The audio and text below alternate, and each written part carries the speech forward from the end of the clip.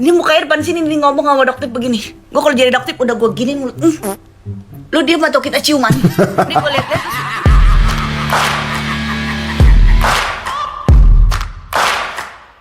Oke, kita masih akan bahas huru-hara yang terjadi di dunia perselingkuhan melibatkan Doktif yang mengalami persekusi beberapa waktu lalu, dan akhirnya Doktif kemarin itu mengadakan press conference, dihadiri banyak media di situ. Kemudian dia menjelaskan semua detik-detik kejadian perkara ketika itu bagaimana gitu ya, menyertakan semua bukti-bukti yang telah ada. Di situ Doktif juga menyatakan bahwa dia pasang badan untuk reseller yang menjual produk SS gitu ya, produk SS yang diduga mengandung bahan berbahaya gitu.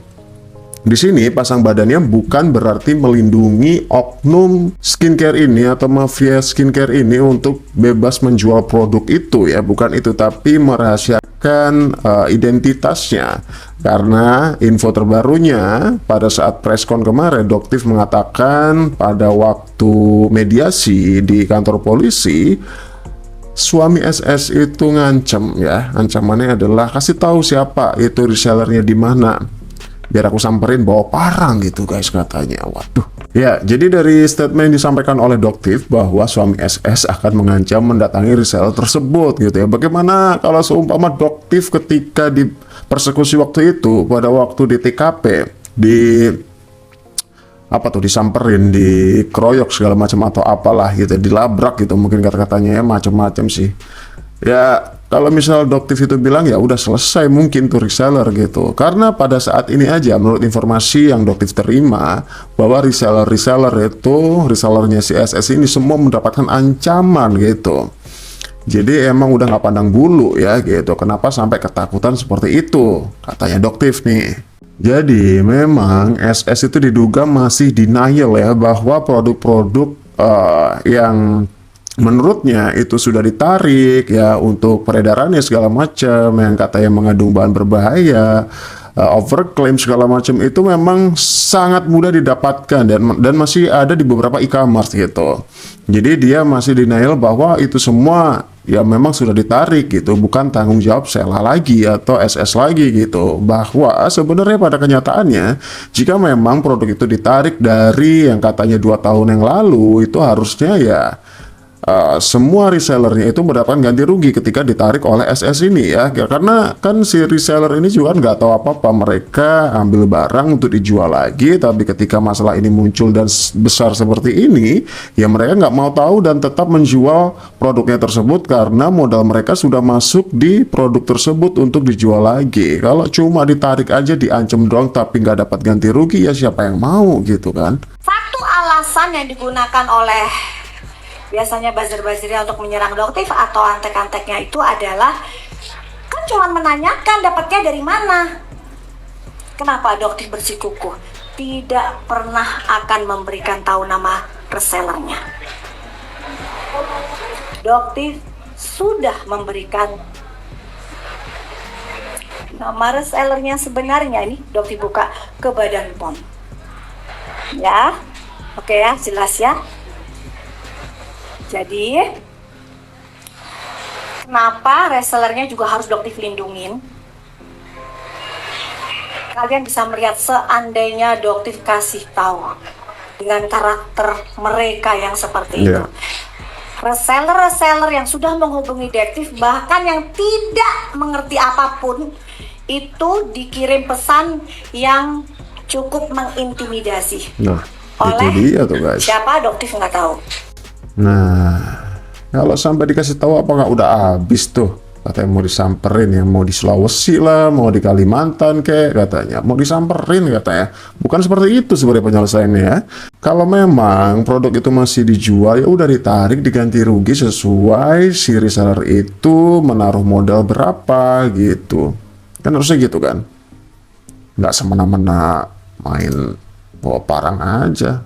Coy. Serem banget. Tahu dong gue mau ngomongin siapa? Iya bener, Doktif sama Special Sambal SS. Ya gue liat-liat di videonya ya. Gue harus mengapresiasi bahwa Doktif itu tingkat kesabarannya itu setinggi itu. Ya kan? Di saat ada satu orang nyecer dia depan muka, terus dia dengan santai dia live dia gini. Dibanding ia milih untuk dia pukul tuh orang, dia milih untuk selfie. Iya sih, tapi emang Bayangin sabar banget betapa ya guys. tinggi kesabarannya. Terus ada lagi nih satu nih laki nih yang kayak, itu mah dokter Bopeng, dokter Bopeng. Ini mukanya depan sini nih ngomong sama dokter begini. Gue kalau jadi dokter udah gue giniin mulut. Lu diam atau kita ciuman. Ini gue liat-liat terus semangat juga di Big Bear. Dia dari tadi ngomongnya kayak, ya dokter Bopeng, saya nggak mau tahu dokter Bopeng. Gue kalau jadi dokter nih, bener nih. Ini gue udah tutup nih gitu. Wah, makin bindeng Nggak bisa ada. napas, nggak bisa napas. Gitu-gituin. Elah, tadi ya tuh. Tanggapan warganet mau beragam, bermacam-macam guys, lucu semua, kocak semua. Ya, info sementara dari Doktiv pasca preskon kemarin kepada Kapolda Metro Jaya bahwa memang ada beberapa tambahan pelaporan ya, dan juga pasal-pasal gitu. Tak hanya itu, bahkan juga ada tambahan terlapor nih menurut Doktiv ya. Kemudian juga ditambahnya beberapa pasal yang aku bilang tadi itu yang cukup banyak kata Doktiv guys. Oke, dari pasalnya sendiri itu 335 KUHP ya. Jadi tentang penghinaan, kemudian pencemaran nama baik ya, yang katanya dituduh penipu, pemerasan gitu ya. Kemudian untuk selanjutnya itu ada penyebaran data pribadi, katanya nomor reduktif itu disebar oleh SS di sosial medianya gitu ya. Yang notabene followers dari SS sendiri tuh berjumlah 3 juta lebih gitu ya. Sehingga ketika nomor Doktiv ini disebar di sosial medianya itu banyak spam masuk ke WA. Jadi yang disebarkan adalah nomor WA dari Doktiv. Di situ beragam, ada yang pengaduan, ada yang juga pengancaman, spam segala macam kayak gitulah. Ada yang ngadu soal SS begini begitu gitu, banyak banget. Kemudian yang selanjutnya juga tentang ilegal ya gitu. Jadi SS ini diduga menyebarkan isi chatnya bersama Doktiv. Itu juga termasuk dalam pasal Undang-Undang ITE gitu. Itu kenapa bisa diproses tentang hal tersebut gitu ya. Nah, kemudian juga ada dugaan tentang pelecehan seksual nih. Jadi meliputi memegang, mencolek dan juga meraba gitu. Itu termasuk juga karena dari video yang kemarin persekusi yang dialami oleh Doktiv itu memang Doktiv sempat dipegang oleh SS ya. Itu videonya memang terlihat jelas banget gitu. Nah, kemudian juga tentang perampasan kemerdekaan nih di situ.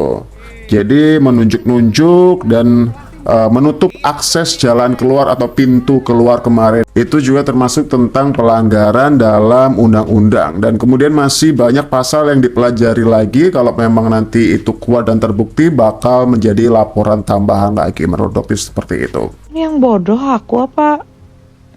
Siapa ini? Karena video yang sebelumnya di take down, oke, aku ulangi. Harus lebih sopan santun dan lemah lembut lagi. Ibu Selasa Upi alias Rahma, cantik. Seharusnya kamu gak perlu bertanya siapa yang bodrek, karena sebagian besar netizen pun tahu yang bodrek itu kamu. Ada beberapa pertanyaan yang ingin saya ajukan. Apa kamu bertanggung jawab kepada semua resellermu? Di antaranya, menarik dan memusnahkan produk, serta merefund atau mengembalikan dana atau modal mereka. Nah, itu dia yang aku Kamu maksud tidak tadi membuat juga itu, kan guys. berarti kesalahan itu Balikin lagi-lagi aja ada di modalnya diri gitu, sendiri. biar Tentunya kelar, biar gak reseller dijual itu lagi untuk sama menjualnya. resellernya Kamu gitu. butuh untuk mengembalikan modal mereka. Atau setelah kamu tahu produk tersebut melanggar aturan dan ketentuan BPOM, kamu hanya menginformasikan dan menghimbau semua resellermu untuk stop melakukan penjualan produk tersebut dan berlepas tangan. Gak begitu sayang cara mainnya. Kamu harus bertanggung jawab mengembalikan dana atau modal mereka. Dengan begitu mereka pun tidak akan pernah menjual produk tersebut.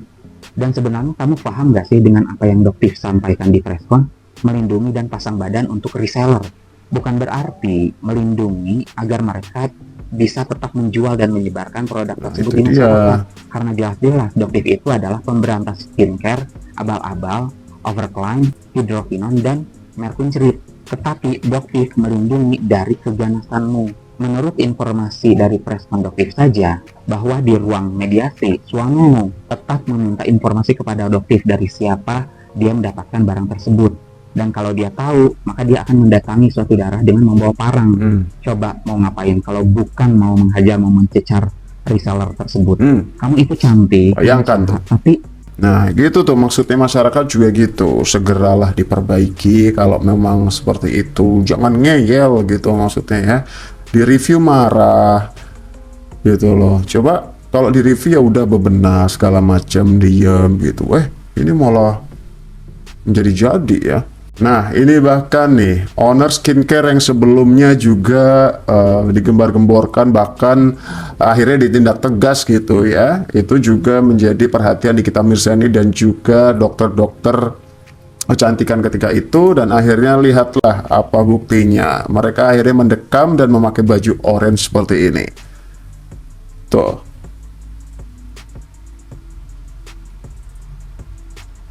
Aduh, ya sudahlah, coba diperbaikilah gitu, jangan sampai nyesel gitu ya, malah ngajak ribut gimana tuh. Nah berikut inilah tanggapan dari SS ya, mengenai yang katanya dia bakal nyamperin reseller ketika dikasih tahu nanti alamatnya di mana dan bawa parang tadi gitu. Waduh. Dia punya mas intinya. Pokoknya gini aja, pesan aku sama Dokti, buktikan aja dulu itu produk beli di mana. Ya Poinnya kan? itu sekarang. Poinnya itu aja, beli di mana, marketplace-nya namanya apa. Benar sekali. Katanya tadi nanti itunya terancam ya, maksudnya misalnya terancam nanti suaminya ini bawa parang lah, inilah. Enggak sayang, kita saksikan sama-sama itunya nanti kita selidiki, kita lapor ke Bepom ya, bukan kita yang menindaklanjuti, enggak, nanti kita laporkan ke Bepom. Kalau misalnya dia terus-terusan kayak gini kan sama aja dia ngelindungi orang yang menjual produk yang berbahaya. Bener. Gitu. Ya kan? Bukan gagal fokus lagi, gagal paham ini mah dia mah. Salah berarti malam ini lapor Kasela atau suami nih?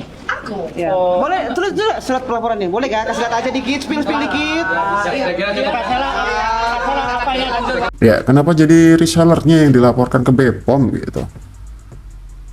Ya resellernya mah perlu diganti rugi, diambil, ditarik produknya, disounding, udah jangan dijual lagi, kelar sebenarnya. Ya nggak tahu lagi lah, aduh pusing juga sih sebenarnya. Yang mau Kasel cerita sama kalian, intinya di dalam restoran itu mereka bertujuh, Kasel berenam. Terus di luarnya, karena kawan-kawan bertujuh tadi yang lantam di sosial media tadi pada kabur, tinggallah si Doktip tadi sama mbaknya ya, ya tim Kasel kan tetap bertahan di situ ya. Pokoknya kita akan tepati. Yakin gak cuma 6 orang? Coba kita hitung yang terlihat di kamera live-nya ya. Yang pertama si Tanda, yang kedua yang cowok kaos hitam yang belah tengah itu, kemeja putih 1, Kak Sel laki bini 5 orang, cewek kerudung 1, 2 lagi, yang 1 jaga pintu, yang 1 baju kemeja hitam yang agak gemuk. Nah itu 2 orangnya Kak Sel atau bukan? Jadi total yang saya lihat sih 8 ya, nggak tahu yang 2 dihitung apa enggak. Kalau 2 nggak dihitung berarti 6. Nah nggak kelihatan lagi tuh yang lain. Terus masalahnya tuh di sini ya, Anda yang datengin Doktif, bukan Doktif dan kawan-kawan datangin Anda. Itu poinnya tuh. Terus kok ada pesan buat Kak Sel, berkawan sama orang itu boleh ya, tapi jangan sampai ketemu kawan yang bisa menghancurkan Kak Sel ya. Kawan itu bermacam-macam. Ada yang kita punya masalah, kita didukung tapi kita dinasehatin. Ada kawan yang kita punya masalah bukan makin selesai makin dipanas-panasin. Ada juga kawan yang seperti ini. Kawan yang punya dendam sama orang lain tapi membalas dendamnya itu melalui kita. Nah itu tuh hati-hati. Jangan merasa kita punya kawan yang ngelindungi kita, ngebantu kita, ngedukung kita, kita jadi berani. Berani boleh tapi jangan rame-rame. Udah gitu harus pinter. Hati-hati ya Kak Sel sama kawan yang seperti itu. Nah, siapa tuh kira-kira tuh? Nggak tahu ya, aku juga nggak tahu siapa yang dimaksud. Tapi ada banget tuh teman-teman yang kayak gitu tuh, sahabat-sahabat yang kayak gitu tuh. Oke, next. Nah, jadi itu tanggapan warganet dan masih ada lagi nih, masih banyak tanggapan dari warganet. Aku akan tampilkan sebentar lagi ya, gitu. Jadi updateannya untuk kali ini sementara seperti itu. Jadi ada, kalau pelaporan pertama itu kan ada 5 orang yang dilaporkan, kemudian pasalnya cuma ada beberapa. Nah, pas dilakukan preskon kemarin, Doktif akan mengupdate lagi bahwa akan ditambahkan terlapornya, kemudian pasal-pasalnya juga, gitu ya. Kemudian dari pihak SS sendiri itu baru akan melakukan preskon. Nah ini katanya mau melakukan preskon juga nih, kalau nggak salah besok gitu. Kita tunggu aja nanti update-annya seperti apa ya. Dan berikut ini adalah video beberapa kegeraman netizen dan juga penjelasan dari Dokter Ika. Dokter Ika waktu itu yang ada di lokasi tempat kejadian waktu Doktif dipersekusi, yang katanya netizen itu kabur ya, Doktif ditinggalkan sendiri sama stafnya yang perempuan itu, yang ibu-ibu berhijab sama sopirnya doang. Padahal enggak, mereka juga mencari bantuan, mereka lari ke belakang ya, ke pihak restonya itu untuk memanggil polisi segala macam gitu ya. Berikut videonya dan sekalian menutup perjumpaan kita kali ini. Sampai jumpa di video selanjutnya. Dokter Ika kenapa pergi pas ular datang? Kok Doktif ditinggal? Banyak banget dibilang Dokter Ika kabur ya, sampai masuk ke searching itu ya, Dokter Ika kabur. Kasian sendirian gitu sampai ketakutan Doktif. Ih, Doktif nggak takut ya? Mana ada takut, kita nggak ada yang takut sayang-sayangku ya, nggak ada yang takut karena ya apa yang ditakutin gitu. Nah ceritanya seperti ini, singkat ya. Jadi saya waktu itu bersama teman-teman habis kegiatan BPOM, intinya pergi makan bareng, dah intinya gitu ya. Terus bergabung sama Doktif, terus kita makan. Udah kita ngobrol-ngobrol, lalu Doktif ada live, saya tidak karena saya ada kerjaan. Kemudian kita ngobrol lagi, abis selesai ngobrol kita mau pulang. Pas mengangkat bokong naik ya, lagi berdiri, tas juga belum dipegang, itu dari belakang, halo gitu ya, berisik banget, kayak rombongan apa gitu datang kayak kan. Terus saya sampai, terus kita kan kalian lihat, kita semua pada nengok, ya kan? Di situ yang ada kumis-kumisnya itu yang ngomongin hidung saya lubangnya besar itu ya kan, dia datang tuh sama rambut saya jebebek katanya kan. Oh dia datang, dia bagian yang mendampingi si itu ke arah Doktif. Nah sedangkan ada yang pakai baju putih pakai topi itu saya nggak tahu namanya, har siapa gitu, itu mendatangi saya dan di situ saya dihardik, duduk katanya gitu. Duduk. Nah, kalau kalian dengar tuh ada suara saya bilang, Anda siapa nyuruh-nyuruh saya gitu kan ya. Jadi ya saya mau pulang. Kita semua mau pulang. Lah disuruh duduk ngapain? Dan saya nggak ada kepentingan mau ngomong apa. Gitu dalam hati saya gitu ya, mau ngomong apa gitu. Terus yang saya tahu dia mendatangi Doktif ya, kalian pasti tahu juga, intinya hanya menanyakan itu dapat dari mana. Pokoknya berisik plus dengan bully-bully fisik dan aduh kata-kata yang kalian bisa dengarkan sendiri di video-video yang beredar. Ya seperti itu ya kondisinya lebih jelas ya. Jadi di situ habis saya bilang Anda siapa? Terus saya langsung bergeser dan ambil tas. Memang niatnya kita mau pulang. Namanya mau pulang pasti menuju ke pintu keluar. Jadi situ Doktif juga ikut memang mau ke pintu keluar, kita mau pulang. Oke, nah dari situ waktu udah mendekati, terus saya lihat, waktu saya keluar kan ditunjuk-tunjuk, tahan, tidak boleh keluar, nggak boleh itu, tahan, gitu kan, diomongin, takut ya, gitu. Udah kan, nah terus ternyata pintunya ditutup, udahlah ya, itu lihat di video aja sendiri ya, tutup, lah gimana kita mau keluar, kan, di situ ya, udah saya bilang sama pelayannya di situ, staff-staffnya, tolong dong ada yang bantu, teleponin polisi ya, bantu ada satpam kah Pak, tolong Pak, tolong dilerai, kemudian kita tuh mau masuk mobil, kita mau pulang, udah di pikiran tuh cuma mau pulang gitu aja guys, cuma mau pulang, udah malam capek gitu ya, tiba-tiba mereka menghadang gitu loh, nggak boleh pulang. Akhirnya apa, kalian lihat lagi lah di video, itu memang disuruh sama manajer restonya ya, nggak mau ada keributan di dalam, untuk keluar dulu, keluar aja, ribut-ribut di luar, jangan di dalam resto. Sampai pengunjung di situ kasihan juga ya, lagi makan mungkin belum selesai udah ditinggalin gitu ya, itu mengganggu banget sih menurut saya. Sampai yang saya ya Allah kasihan banget ini gitu. Udah terus keluar ya, saya juga bukannya saya nggak bantuin, mau bantuin apa, mereka cuma nanya gitu sampai nggak denger ya, gitu oh ribut sana sini, video sana sini gitu. Terus saya mau ngomong apa guys? Ya kan kayak Doktif juga kan kita diem aja, Mbak Vera juga diem aja, semua juga diem. Lah mau ngomong apa? Nggak terbiasa di mulut kita untuk ngomong kasar, mau dibalosin gitu. Bopeng, kamu juga bopeng, kamu juga jelek gitu maunya enggak kan? Lah ngapain ngomong-ngomong begitu? Jadi ya diam. Nah, yang buat kami tenang adalah waktu Doktif melakukan live. Jadi kita pantau di live. Nah, pada saat itu kita memang memutuskan untuk di dalam, ya, karena Doktif memang mau pulang. Kita pikir ya udah Doktif ada mbaknya ya sama supirnya, mereka mau pulang. Ya udah pulang, maksudnya pulang dulu. Ternyata gerbangnya ditutup, semuanya dihadang. Dan kita waktu itu mau ikutan keluar ya jangan gitu ya. Hanya waktu itu Mbak Vera yang keluar. Nah, mungkin cerita selanjutnya nanti bisa dibantu dengan masing-masing ya, dari Mbak Vera, Nova, ada Sandri ya, bisa membantu untuk menceritakan bagaimana kondisi-kondisinya. Nah, kemudian ya sudah, di situ kita cari bantuan. Dan saya terima kasih banget buat Dokter Nanang, waktu itu sempat yang membantu kami untuk mencari pengawalan, karena kami pulang itu sudah jam 11 lewat. Pokoknya intinya Doktif sudah dikawal ya, dikawal dari Polda kalau nggak salah ya, dikawal keluar, sudah kita tenang ya. Tinggal kita juga butuh pengawalan untuk pulang gitu, jadi nunggu lagi. Baru bisa keluar dari resto jam 11 lewat lah, hampir jam 11 atau jam 11 lewat, saya lupa. Sudah gitu guys, akhirnya pulang selamat sampai di rumah. Dan Doktif juga kita ada info-info, ngeliat Doktif juga live ya, teman-teman juga semua menyaksikannya. Dan yang buat saya pribadi tenang adalah para penonton live-nya Doktif ya, itu adalah pelindung kalian tahu. Ratusan ribu masyarakat itu adalah pelindungnya Doktif, luar biasa banget. Jadi semoga ini bisa dikawal terus ya guys ya. Prinsipnya adalah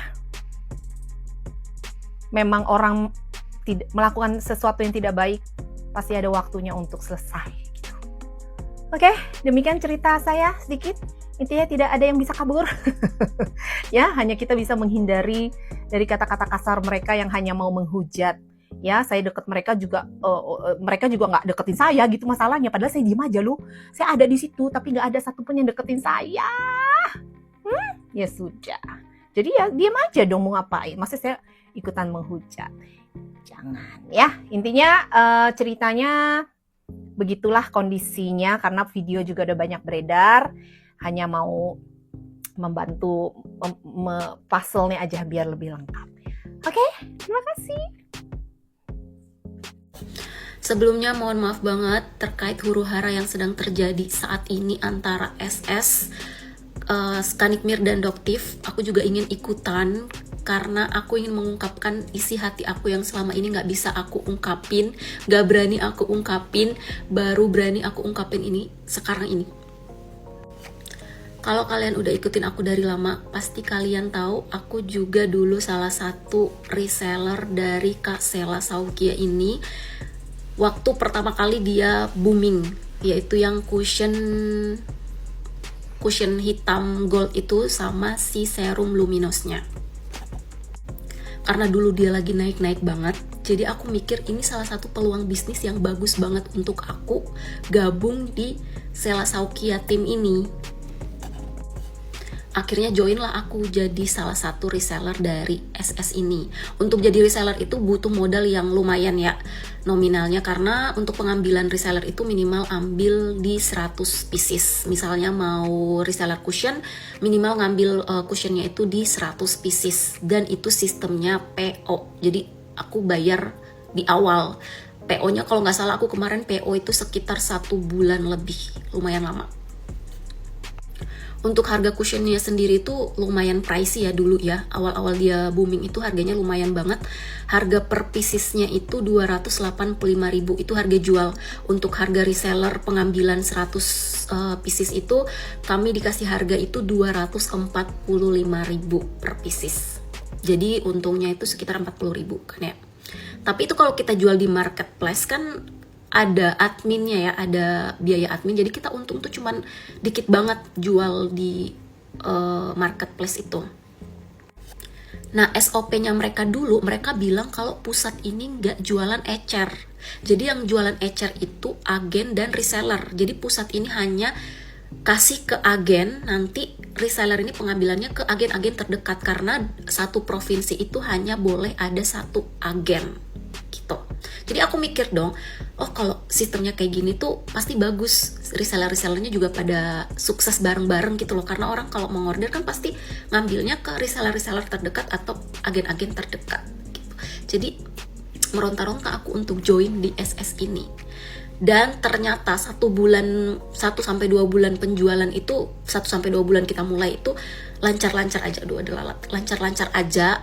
Tapi beberapa bulan kemudian kita dibuat kaget, kita dibuat kecewa, kita dibuat hancur sehancur-hancurnya. Dan bukan cuman aku, karena banyak banget korban reseller-reseller yang kalian pasti udah lihat lah, banyak banget korban-korban resellernya dari SS Skin ini. Tiba-tiba Kak Sela live sendiri produknya dan jual ecer yang katanya mereka itu nggak open ecer. Tiba-tiba Kak Sela sendiri yang nge-live jualan ecer dengan banting harga.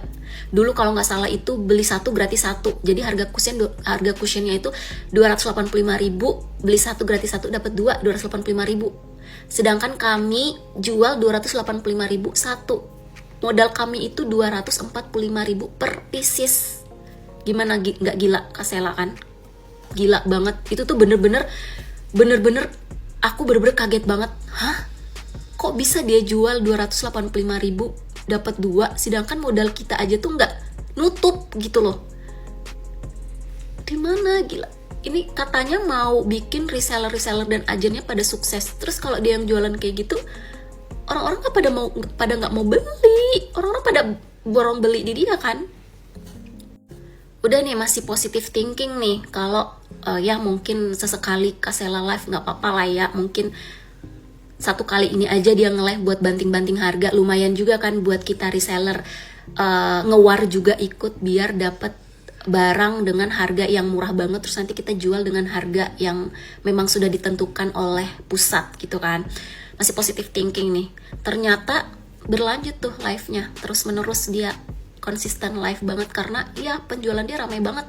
Ya gimana nggak rame kan, dia banting harganya gila banget, nggak mikir kita reseller kecil, nggak mikir agen-agen yang lain gitu kan. Terus dimana kata-kata Kak Sela yang bilang kalau mau bikin agen-agen sama reseller SS ini sukses semua? Dimana nggak ada kita sukses, malah kita rugi besar-besaran di sini. Aku bener-bener rugi banget join di SS Skin ini. Dan Kak Sela ini nggak ada tanggung jawab sama sekali, permintaan maaf pun nggak ada tanggung jawab apa-apa sama sekali terhadap aku, salah satu reseller dari SS ini. Dan dulu stok aku tuh masih bener-bener lumayan banyak banget, masih di atas 50%, yang nggak bisa kejual lagi, maupun cushion maupun serum itu udah nggak bisa kejual lagi, karena ya orang nggak bakal mau beli lagi dengan harga segitu. Kita mau jual harga berapa? Harga kita modal aja 245, sedangkan Kak Sela aja jualnya udah 100-100an gitu kan. Otomatis orang nggak mau beli, dan mau nggak mau ya gimana, aku ngabisin stok itu dengan cara jual ruginya itu bukan setengah harga lagi, tapi di bawah setengah harga. Cuman dijual kemarin aku habis itu dengan harga 85.000 apa 90.000 aku lupa, cushion loh, itu cushionnya loh aku jual segitu, karena jual di atas 100-an pun orang udah nggak bakal mau beli. Orang mending beli langsung di pusatnya kan, langsung beli di Kak Sela. Gimana sakit hati yang aku rasakan selama ini, dan baru berani aku ungkapin sekarang karena udah banyak banget yang speak up, udah banyak banget juga korban-korban yang sama kayak aku ternyata. Itu bener-bener sakit hati banget. Dan ya kita nggak ada dapat permintaan maaf dari Kak Sela sama sekali, nggak ada klarifikasi apa-apa juga. Kak Sela nggak ada tanggung jawab untuk ganti rugi produk-produk kita juga. Harusnya kan kalau misalnya Kak Sela mau kita juga sukses sama-sama, mungkin Kak Sela juga bisa tarik produk kita untuk dijual di live Kak Sela, tapi ini nggak ada sama sekali. Itu bener-bener rugi banget join, dan bener-bener nyesel banget bisa gabung di SS Skin itu, bener-bener rugi banget.